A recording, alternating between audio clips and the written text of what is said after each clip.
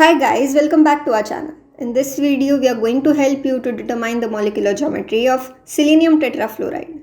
It has a chemical formula of SeF4, and to understand its molecular geometry, we are first going to look at its Lewis structure.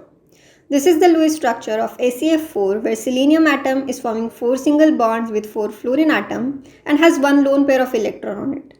So the steric number, that is the number of lone pairs and the number of bond pairs, is 5. We must always note down the number of lone pairs and bond pairs attached to the central atom in the Lewis structure, as they affect the final geometry of the molecule. So if we see the structure in 3D, the molecular geometry of SeF4 is seesaw, and the bond angle of axial fluorine atoms is 102 degrees, and that between equatorial fluorine atoms is 90 degrees. Let us check that from the table here.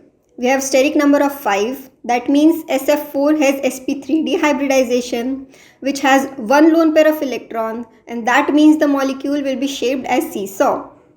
For more such videos, make sure to subscribe our channel, and thank you for watching.